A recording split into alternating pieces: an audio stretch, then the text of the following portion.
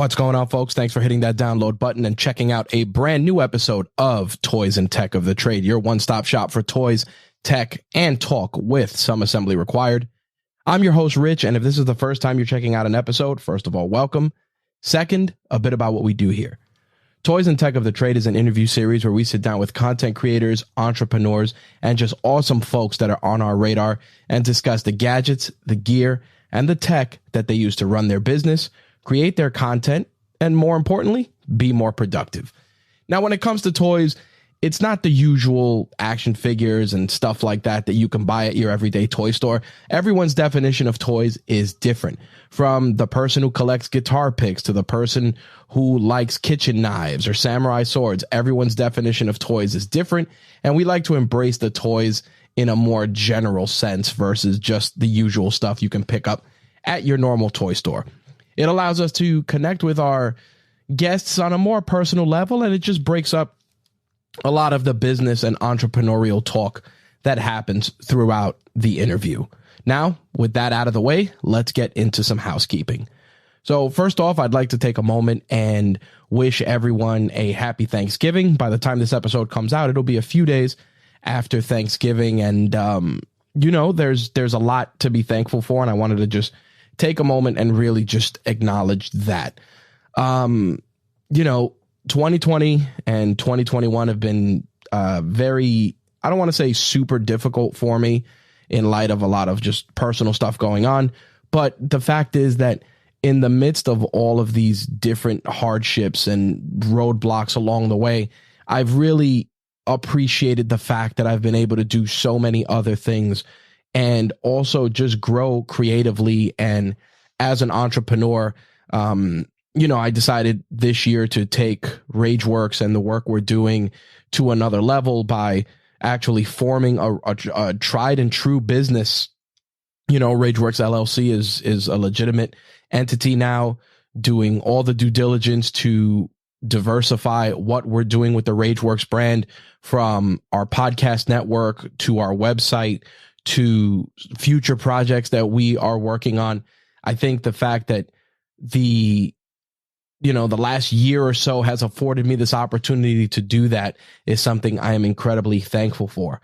I'm also thankful for the fact that there have been so many people that have been supportive of all of these crazy endeavors, from my wife and my family and my closest friends to our listeners and our community that, they like our stuff on Instagram. They review our episodes. They check out our content. They engage, whether it's with me or some of the hosts on the RageWorks podcast network, who I am truly grateful for, because while, I got the RageWorks name out there, a lot of the successes that have come to the network have been, I got to be honest, have been alongside so many of the great hosts and creators that work with us. Guys like Jay Santee, the crew from the Eat for Life podcast, Ben and Taylor from Black is the New Black, Matt from Trek Untold, Olski from the Funko Hub podcast, Josie's boy who did Call Me When It's Over,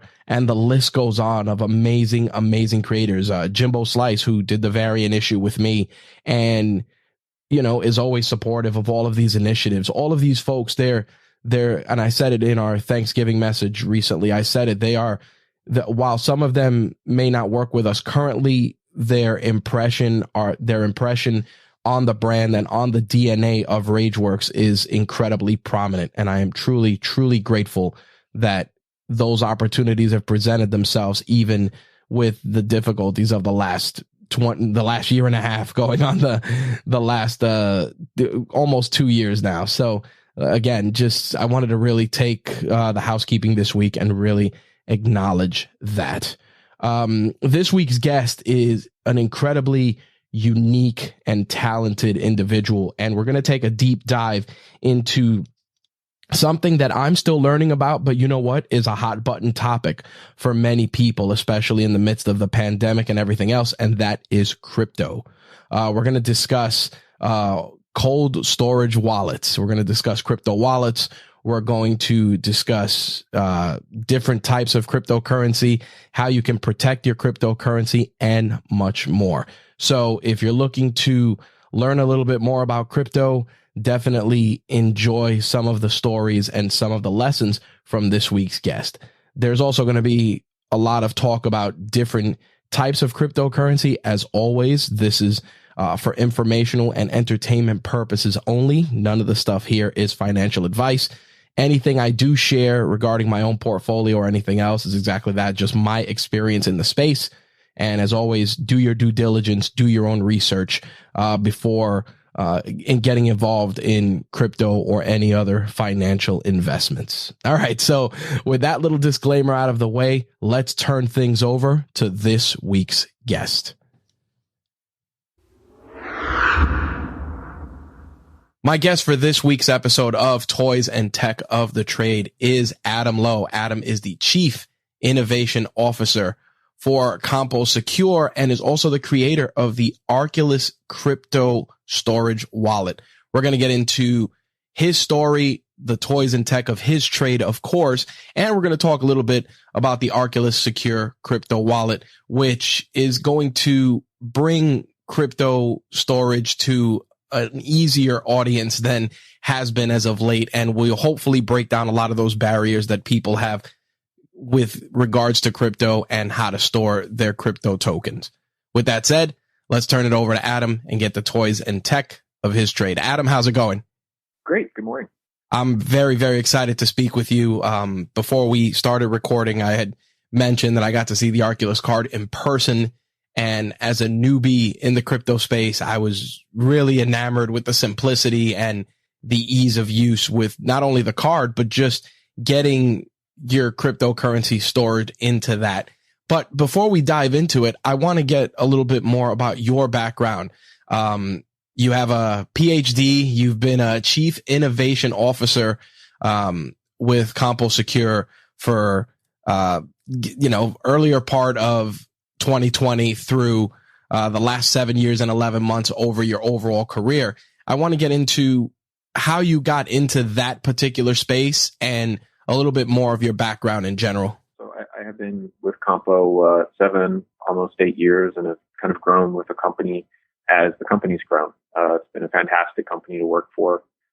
When I started 8 years ago, it was around 70 people, most of those in kind of production, making our cards, and it's grown to over 700. So it's been a great growth story here. U.S. manufacturer. So a bit of background on Compo itself. So Compo produces basically, if you've ever seen a metal credit card, like an American Express Platinum card or any of the Chase metal cards, we produce pretty much all of them for the market. And so we've grown that business over the last 8 years. I've been part of the team that has led new product innovation, so bringing new product platforms to our banking and fintech customers. And then as part of that expertise, we were able to take, our strong history of producing financial form factors and managing keys for banks, et cetera, developing that RF technology so that, you can do tap to pay with a card and a metal card. And we took all of that expertise and, heritage and cryptography and brought that to the crypto space. And that's how Arculus was born, in creating the cold storage card to support the market. Now, apologies for the interruption. Please go ahead. No, what I was going to ask is being at CompoSecure so long and growing with the organization and just watching the gradual evolution of how financial transactions are continuing to change. I want to know, especially from your perspective as someone behind the scenes, what was the tipping point for you being in this business to even want to venture into the crypto space? What made it that you woke up one day and you said, man, we need to get in here? I think for me, crypto was and is a personal passion. There were two things that really drove me to pursue it. One was kind of the empowerment of the individual. Like we like to say, your keys, your crypto. You're literally holding the keys to your crypto in your hand. And, it's a global currency, right? You can send it just as easily across the street as you can send it around the world, with no middleman, which was really interesting to me. So, the ability to kind of empower individuals globally, is one aspect of crypto that really drove me to it. The second was, at least for a lot of the currencies, that it's a fixed supply, truly fixed supply. So that, it is a true hedge against inflation, and it isn't susceptible to a lot of the inflationary pressures of traditional government issued currencies. So those two factors really drove me to think that crypto was going to grow in a big way, and it has from a currency side. And then for something like Ethereum, which is smart contract based, that platform to develop on was also very fascinating, right? You have this electronic independent arbiter, right, of smart contracts, and then you can use that system to deploy, any contract between two or multiple parties. And the combination of those things, the ability to do spending, savings, tokenize things, have this, virtual state machine, as they say, just that whole ecosystem was incredibly fascinating to me. And given our history of security, I thought we were well positioned to secure all of it. I think one of the craziest things, especially in the midst of the pandemic, was a lot of people were sitting home. A lot of people were doing their due diligence, learning about crypto, and realizing that, the Bitcoin, the value of Bitcoin has just skyrocketed. Ethereum has skyrocketed, and people, they're really trying to, as you said, to have real control of their financial situations. But with that, I know that there are their own challenges. What are some things that you've seen with the adoption of crypto, especially on a more mainstream perspective? What are some of the challenges you've seen so far in the space that you feel over time are going to be, they're going to be less? Sure. So I think the first challenge is just understanding what everything means. There's a lot of jargon and a lot of parlance, and things have changed over time. Protocols have improved. So if you find a very old article, it may be less relevant than new information. So a lot of the industry is geared towards now is onboarding people, making sure they understand how the ecosystem works, and using the ecosystem in a safe way. One of the most important things is safety and security. So if someone has their crypto on a centralized exchange, they need to understand that centralized exchange is essentially the custodian of their crypto. So they don't control the keys in that situation, thus they don't really control the crypto. And if their password gets compromised, the crypto's gone and it's not coming back. So, it's really critical, in my opinion, that as people enter the ecosystem, they understand how and who is controlling their crypto and what can and cannot happen. Just to add a little clarity for people new into that space, centralized exchanges, you're referring to entities like Robinhood, Coinbase, etc., correct? I am. Okay. I try not to name names just for various reasons. No, of course. Those are prime examples of custodians. Yep. I wanted to explain that because a lot of times people, especially as I said, in the current climate, they've jumped into these applications. I'll name names just because I'm a user, like Robinhood, for instance, and they see, oh, I can get into crypto, and what they don't understand. And even I, learning as I said before, realize like they're holding it for you. It's not yours. So until you can get it off of those exchanges into a wallet, that crypto is going to essentially be held there. And to your point, if something gets compromised, your system gets compromised, your passwords, etc., like that money that's in there is gone. Yep. And if it's on the user, meaning it's due to poor password hygiene, etc., they're not giving it back. Those centralized exchanges will not replace your Bitcoin if it gets drained. Okay. Now that we've addressed that elephant in the room, because I'm sure a lot of people, they probably are going to freak out hearing that. Security, especially in the financial space, is very important. And your company has been pretty much at the forefront of trying to make sure that the new forms of payment and the new adoptions that are being implemented are as secure as possible. Was the pandemic a big factor for the company in terms of getting, like, for instance, tap to pay adopted on a wider scale? Because at the time, I remember when tap to pay was starting to be announced, and it was just a handful of retailers like 7-Eleven they were only accepting Apple Pay or Samsung Pay, and it was very few stores were adopting it. And then, of course, in the midst of this, so many retailers and companies just adopted tap to pay so quickly that it shifted from tap to pay on the mobile device to tap to pay with your card.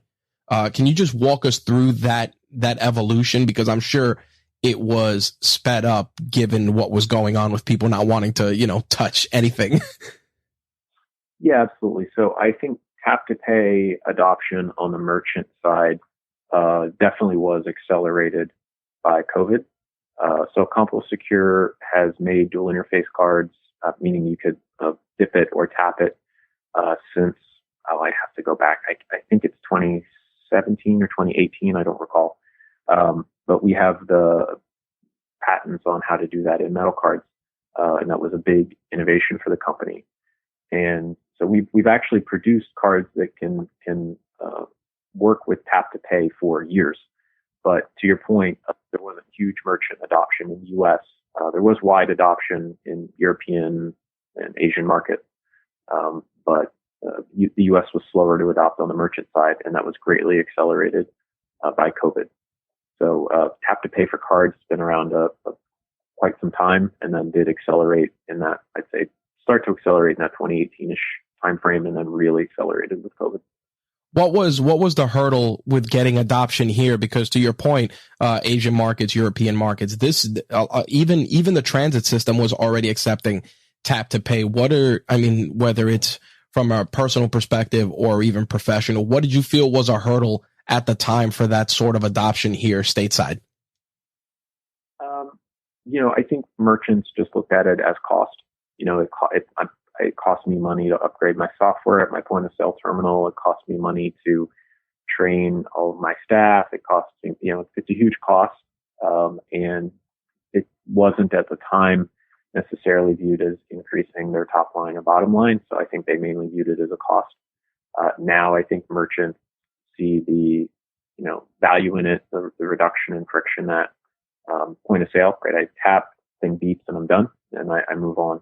So I think merchants in the U.S. now really see the value of it and actually promote it significantly. So I think it was just sometimes it's hard to turn a big ship, and different things that are different are hard. We like to say if you go to the grocery store and watch, people still write checks, right? And that's a pretty old and kind of it's payment product, but it still happens. So all payment products are slow to change for the most part, and have long tails.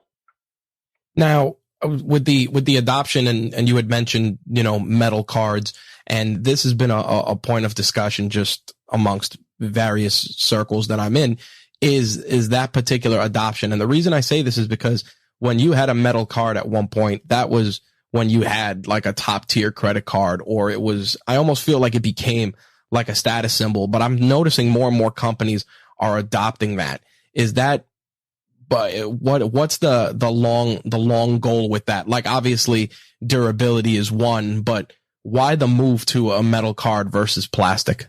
Sure. So to your point, I think it's kind of table stakes for certain tiers of fintechs, premium card segments, et cetera, right? Like if you want to play in that space, it's become one of the requirements kind of for consumers to take you seriously.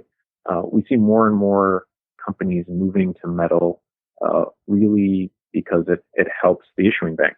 You'll see things like increased retention of customers, increased spend. There's significant positive economic impacts to moving to metal that we've seen with a variety of our customers. So it's not just a pretty object for the consumer. It's a retention tool for the issuing bank that's going to help them keep that consumer and be top of mind in consumer, right? Because you're for a lot of banks, the cards, and especially fintechs that don't have branches, the card is their brand identity. So you really want a leading edge, high quality, memorable brand experience when they're literally touching your brand every day as they go to pay. Yeah, I see so much of it. And what I've noticed also is a rise in customization. Like I've seen a lot more companies now doing customized metal cards where people are sending their cards over and they're getting customized designs. Like, it's creating a completely new ecosystem on top of the existing ecosystem of people that would create like customized wraps that you would put over your cards. To your point, you have that tangible item that you can put on a countertop when you're paying, and people are like, wow, that card's pretty cool looking. I remember the first metal card I got was the Apple Pay. And, I remember paying for it with the first time, and the person at the register was just blown away. Like, this card's made of metal. Does this thing even work? Like, there were so many questions, and it created so much conversation for the first 4 to 6 weeks that I was using it, that I can definitely understand that from a business perspective. Yeah, absolutely. It is, it's really, it's fantastic to watch our clients, as they move into metal, have those moments, and it's been a really positive experience for our banking partners. I want to talk a little bit about your background. I mean, in researching for this interview, you have a BS in biology, a PhD in microbiology. How does a person in the biology space do a complete pivot into the fintech space? Like, where did that pivot occur for you? Sure. So it's a kind of interesting story. I did get my PhD technically in micro, but my thesis was really on bionanotech. So I spent a lot of time doing essentially like biomaterial science, so I put proteins or DNA on nanoparticles and shoot lasers at them and do detection of various things. And what that turned into was a job out of grad school at a defense contractor. So I ran their biotechnology, advanced technology initiative. So essentially doing advanced research for the defense and intelligence industries. And one of the interesting projects that we worked on was synthetic DNA that was stable in non-traditional environments, meaning the DNA was stable in things like gasoline and plastic as a unique forensic marker. So Compo in its history has made IDs at the federal and state level for a variety of countries. And so I met our founder, Compo's founder, as part of that. So when we were looking at could you put DNA into IDs as a unique forensic marker, I met him, really liked him, he liked me, and then a few weeks later made me an interesting offer to come join this growing company. And I decided it was a really unique opportunity with a really unique company, and I was pretty young at the time, so I had the opportunity to go do something a little different. And so I joined Compo. It's been a fantastic journey, and here I am about 8 years later, having grown with the company. That is a crazy story, and now it unpacks another question about using DNA in non-tangible and non traditional environments. Now, working in that space, were items like this done to replace like the use of something like an RFID? Is it easier to track like a DNA marker versus an RFID signal? No, not necessarily. It was really intended to be at the time, a deep forensic marker. It ended up not going anywhere. It was a really interesting idea. It didn't pan out. But it was intended to be like a ID gets returned to a government agency. We need to verify that this is absolutely real. So it was a possible idea for a deep forensic marker, not a everyday use case, where a secured key-based RFID would be a much more day-to-day. I tap, yes, I have the right key. Yes, that's real. That's the fact that research like that is happening is just amazing, and you just blew my mind with that. So that's pretty cool. And then to go into this other space, it and just see this different type of application in terms of security, it lends me and leads me into the next question, which is obviously the creation of the Arculus secure crypto wallet. Now, obviously, your company has been at the forefront of security now for just traditional financial institutions. What made you say, hey, well, let's try and get into the crypto wallet space? Like, how did that conversation come to pass? Sure. So like I said, I had a pretty deep passion for the space. And, like any good startup, I was really trying to evaluate where can we add value? Where is the friction in the space? What deep where's the highest need and where does a problem need to be solved? And how does that jive with what we do here at Compo? So, quickly, like you said, we clearly have the expertise and background in security. So I kind of approached it from that angle. And then I thought about existing hardware wallets and just how complicated they are and how challenging they are to use. And that, for mass adoption of crypto to happen, which was important to me, the average person was just not going to be willing to use them. So I thought about everything we do and thought about how can we use that technology, easy form factor, familiar form factor in a credit card that everybody has, uses, and understands, and how can we interact that with a mobile phone that everybody uses and allow people to store crypto safely. So with that kind of as the thought, we did, again, kind of typical startup behavior. We went and started talking to people. We talked to consumers. We talked to people who were highly experienced in crypto, people that have never used crypto, and kind of did some baseline consumer research and thought that the Arculus form factor, a smart card storing your private keys, could be really interesting to the space. So we started developing the product, kept asking consumers, kept testing with consumers, as well as talking to B2B partners, and just found it a really compelling case. And many months later, Arculus launched publicly and we're live. Now, the thing that gets me, and I've seen a lot of creators in the crypto space start talking about different levels of hardware wallets and ways to keep crypto secure. What do you feel is going to be, I guess, the main adoption point when you're putting Arculus out to the general public? And the reason I'm framing this question is because you're also looking to offer Arculus as a business solution as well. So with that said, how are you strategizing to make an impact in this space when there's been some players that are already out here that so many other crypto enthusiasts promote so heavily? Sure. Yeah, I think there's an unmet need and an untapped segment that, like I said, are unwilling to use current solutions, but I think when they see it, would be very willing to use Arculus. And I think that's the unique play on the consumer side. It is a busy space, so to your point, you have to be able to reach those consumers and make them understand the benefits of the product and convince them of its security. So I think that that's the really unmet segment.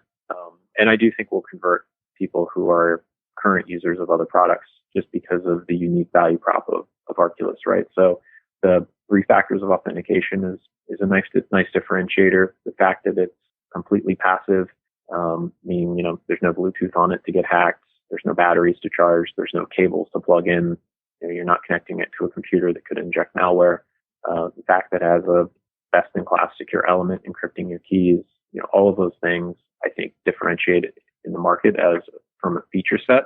And then just from a raw ease of use, the same way you tap to transact at point of sale, you tap to transact your Arculus card with your Arculus wallet on your phone. And as you saw in the demo, it's very straightforward.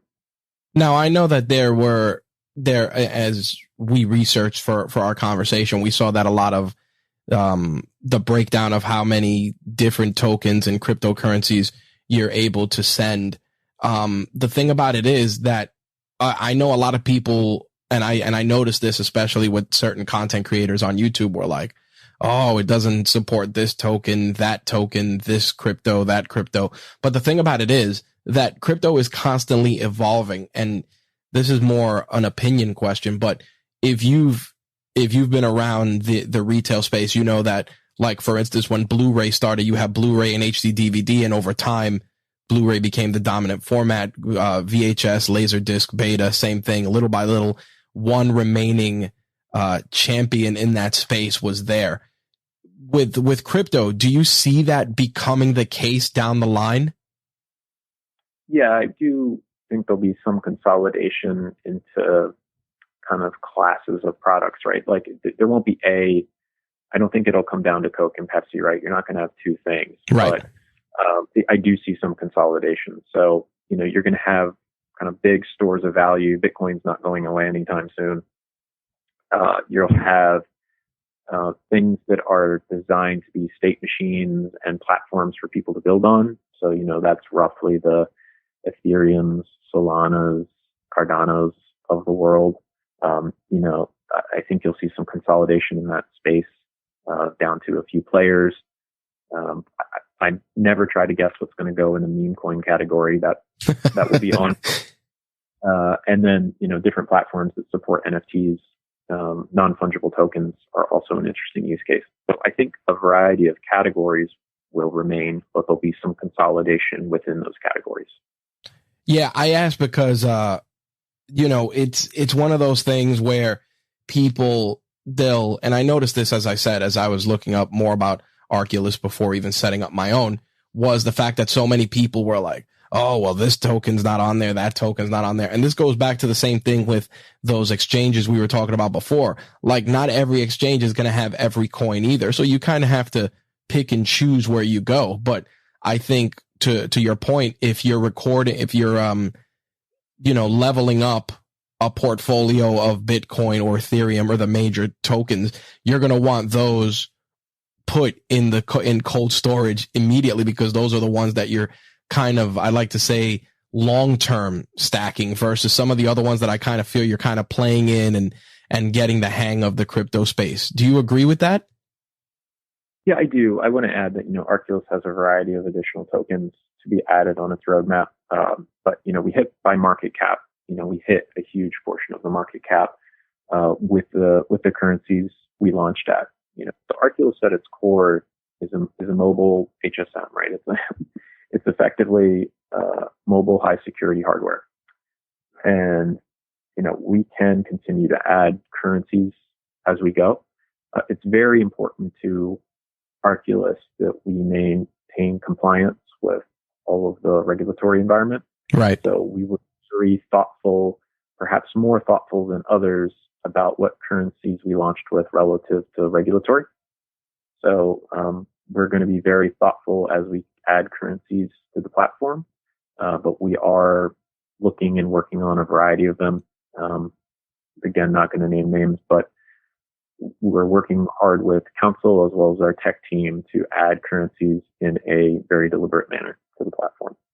Yeah, I think the offerings that were there, especially in the midst of researching, I'm like, listen, if you're trying to build up your Bitcoin portfolio, your Ethereum portfolio, and I'm using those naming names because those are the two major it's like gold and silver in the space. If you're trying to put money in those two spaces, you're going to want a card that embraces those two spaces without issue whatsoever.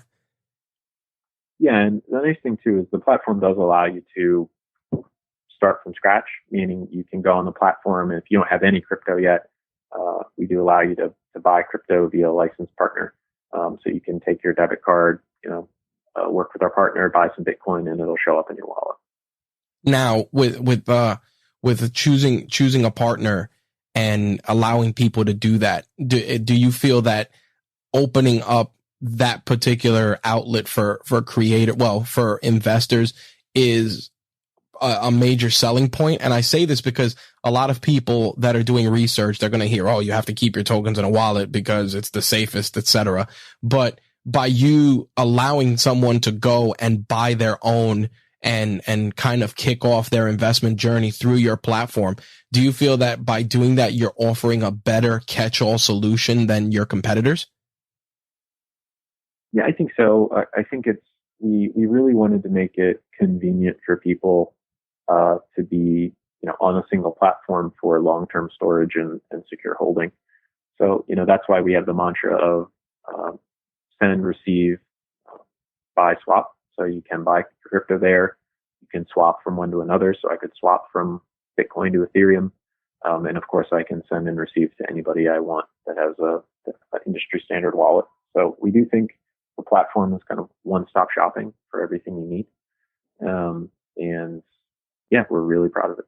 I was reading, obviously you can purchase the Arculus card directly from the company. I wanted to know, do you see whether short-term or long-term people being able to walk into a retailer and buy a crypto wallet?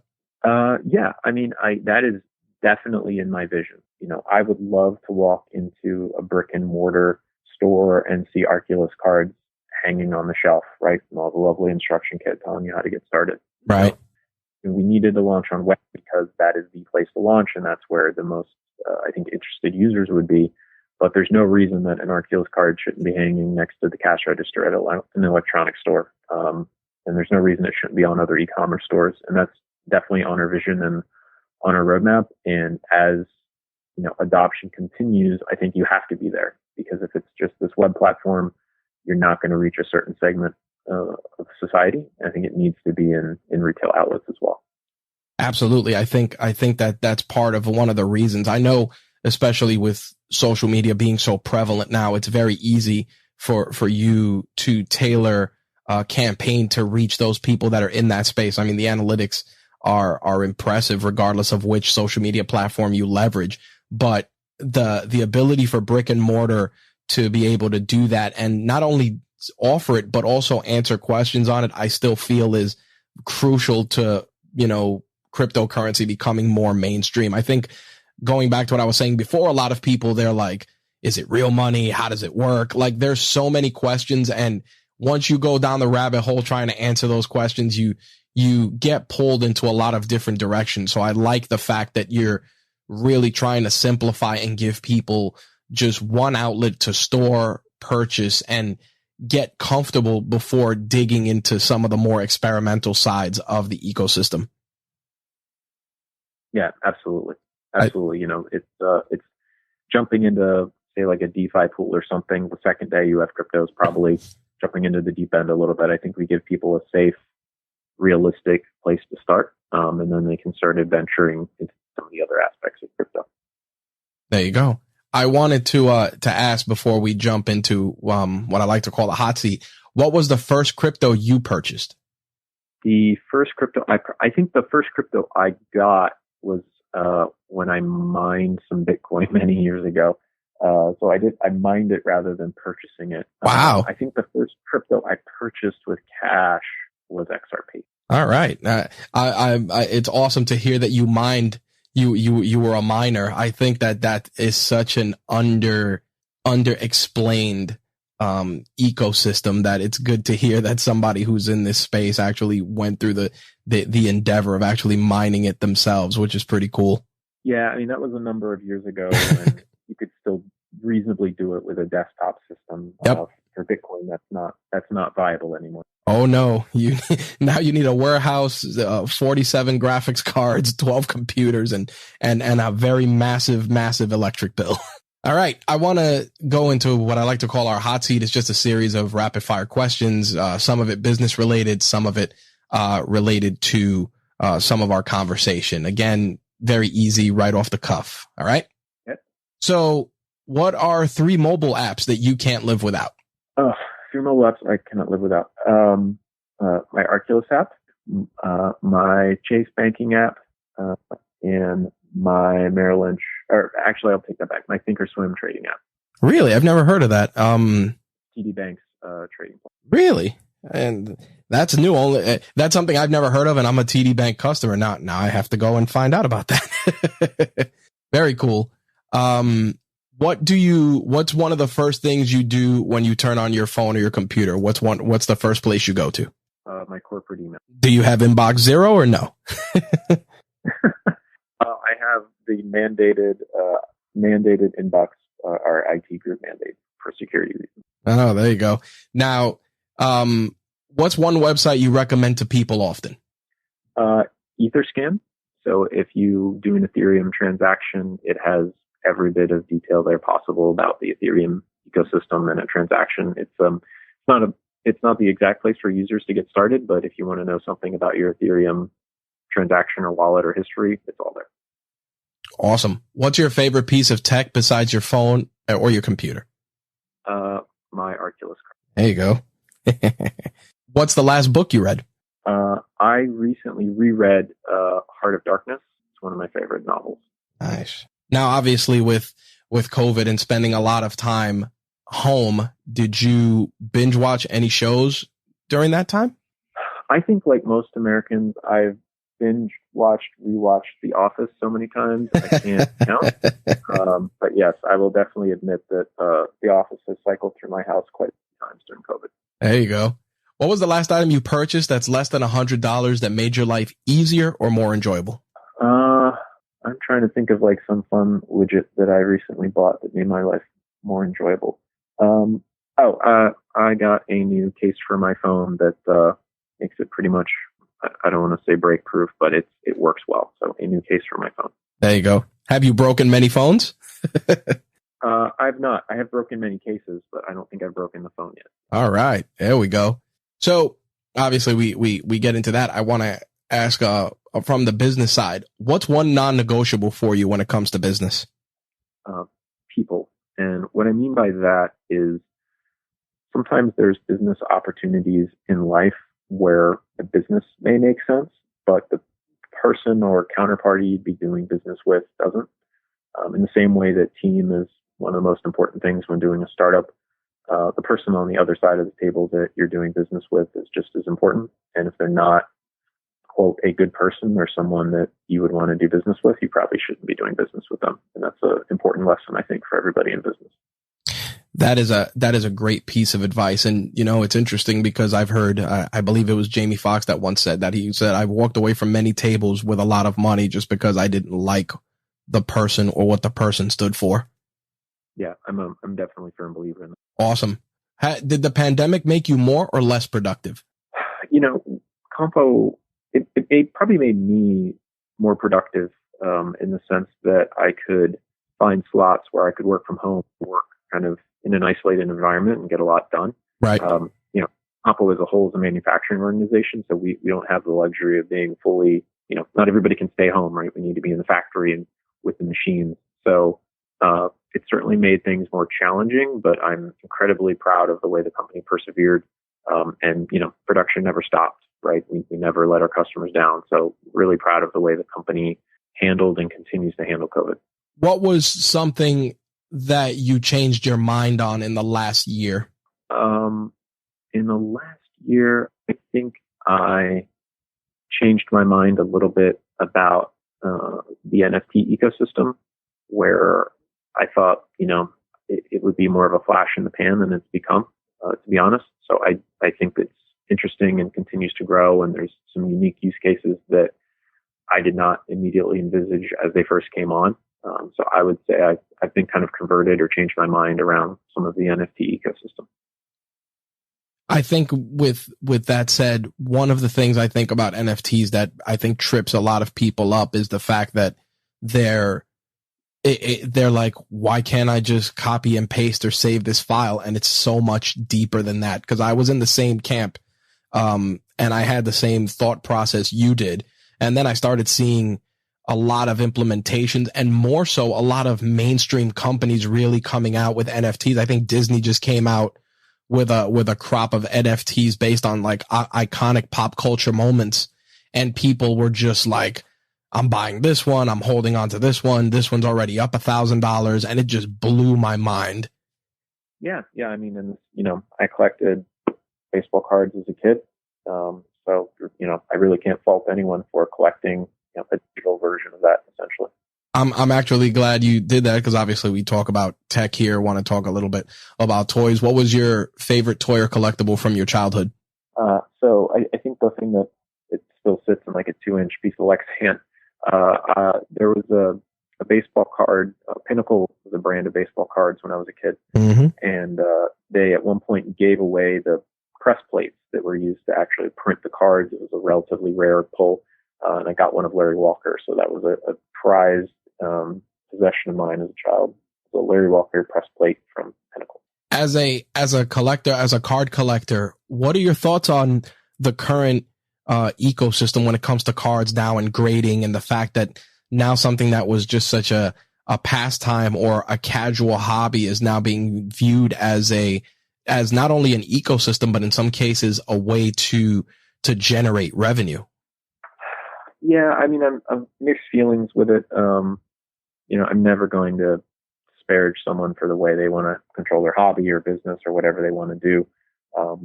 You know, I do think it makes it a little harder for kids to have a reasonably priced pastime, as you said. But at the end of the day, I'm a free market guy, and the free market's going to do what the free market's going to do. If you were starting to collect sports cards now, what would be something you'd want to focus on first and foremost?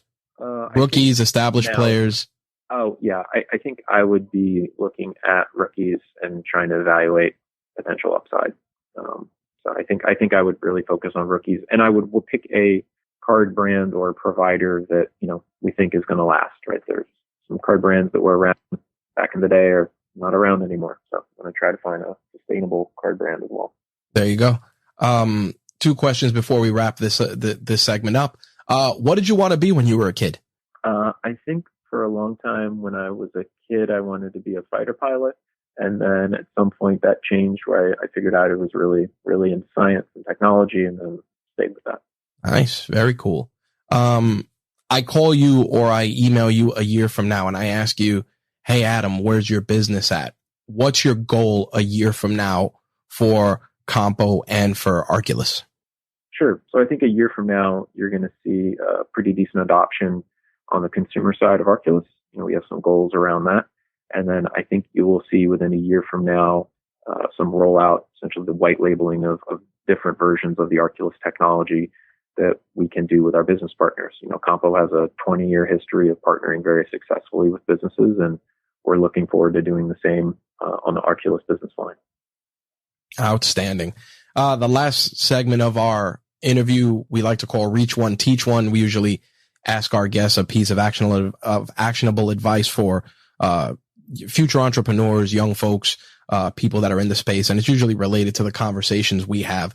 My question for you is, if you had to go and speak in front of a group of high school seniors and they're looking to get into the fintech space or even looking to get started in crypto, what's a piece of advice you'd have for them to get started in the space and also to get started in crypto? Sure. So to get started in the space, I would say that you need to be somewhat technically knowledgeable, meaning you don't have to be able to write code, but you should understand how, at a pretty fundamental level, how the crypto works. And, there's so much information out there. So if you really want to get in and develop and do something cool, my advice to them would be make sure you start to understand how it really works at a fundamental level so that you can have a deep impact. Getting into fintech or startups in general, I would ask those high school seniors to Google Lean Startup, because it really walks you through the mentality of finding a friction point, drilling down on it, talking to the people they affect, getting real feedback, and then moving forward and pivoting and iterating around that. So that's my advice to high school seniors. Outstanding. That's a great way to close things out. Last but not least, of course, Adam, where can people find you, connect with you, and of course, find out more about Arculus? Sure. You can learn more about Arculus at getarculus.com. Our social media tag is @thisisarculus. And if you want to connect with me directly, you can find me on LinkedIn, Adam Lowe. And that's probably the best way to find me. Outstanding. Adam, thank you for taking the time out of your very busy schedule to share the toys and tech of your trade. Thank you very much. What a dope conversation with Adam. I think that there were a lot of great gems you can take from this conversation and apply to any thoughts on crypto, researching cold storage wallets, all of the above. We're going to include links to connect with Adam, and we're also going to include links for you to pick up the Arculus card. We actually picked one up, and we're going to be putting some pieces out on the site and probably on our YouTube channel, just sharing our experiences with it. As somebody who's still relatively new in the crypto space, I'm trying to find ways to not only learn about it and apply it quickly, but also be able to pass on the information to my friends, my family, my peers, etc., that are looking to get into the space and have some questions. And one thing I got asked often was about wallets and storing your cryptocurrency. And again, there's so many out there. They're all great. They all have things that I like about them and I dislike. I think in the case of the Arculus card, I just like the easier form factor, the ability to keep it on you, and the things of that nature. But keep it locked to Rageworks for all of that stuff regarding our experiences with the Arculus card. We'll definitely make sure to share that. And as I said, you'll be able to connect with Adam via the links in the show notes for this episode, and any of the items that we discussed, as always, will have links. Some may be affiliate links, which, as always, if you click them, we receive a small commission that helps us out and allows us to continue to put amazing content out and grow the Rageworks brand and all of the Rageworks properties that are associated with the brand, of course. Before we wrap things up, a few things. I know a lot of folks have been asking for the holiday gift guide. That will be the next episode that we will be dropping before an episode with this week's guest. I wanted to originally drop it for Black Friday, but I didn't want to put the pressure on anyone to have to buy it during that particular window of Black Friday or Cyber Monday, etc. So a lot of the things we'll be sharing in the gift guide are just tools and different things that we have used or are in the process of using that we think would make great gifts for your fellow creators and entrepreneurs, or hell, maybe you want to just treat yourself. And if that's the case, hopefully we'll include some awesome stuff with that as well. Now, it's not all going to be podcasting stuff. We're going to definitely include podcasting, different content creation stuff, fun things, cool gadgets that just make people happy or make just make people feel better, not necessarily, again, business related. There'll definitely be plenty of products and services and things that we're digging that we're going to share, but then there'll be some cool stuff as well. Lastly, a little bit of a personal note. I actually am going to be teaching, starting within the next few days. I'm actually going to be teaching at a facility in Brooklyn, and I'll be teaching podcasting to a group of young people that are looking to make their mark in the space and get the ball rolling with regards to creating their podcasts or just leveraging podcasting for other aspects of their content creation journey. I'm really excited for it. I think that one of the best things you can always do is pay your skills forward, and a lot of people did that with me, and I'd like to return the favor and hopefully create or help at least start the journey for the next generation of creators. So I'm really excited for that. I'll probably share a little bit more of that in the coming episodes. Maybe I'll try and do like a solo episode and kind of share some of that stuff with you folks, because I know some of you like those personal stories, and again, they tie to entrepreneurship and just being a better business person, whether you're a creative or not. So we'll definitely try and share some of that as well. So keep an eye out for our holiday gift guide. It should be coming out within the next few days after the release of this episode. And then we have an amazing, amazing guest on deck. Season 3 of Toys and Tech of the Trade is definitely going to have a lot of different, unique, and exciting guests from all walks of life. And I'm really excited to share them with you. All right, enough rambling. Let's wrap things up. Thank you guys for listening. And as always, you can find Rageworks on any of the social media platforms, so feel free to hit us up. And if you got a moment and you enjoyed this podcast, take a second, give us a rating on iTunes. We'd really, really appreciate it. All right, guys, I'm out of here. Thanks again for listening. See you in the next one. Peace.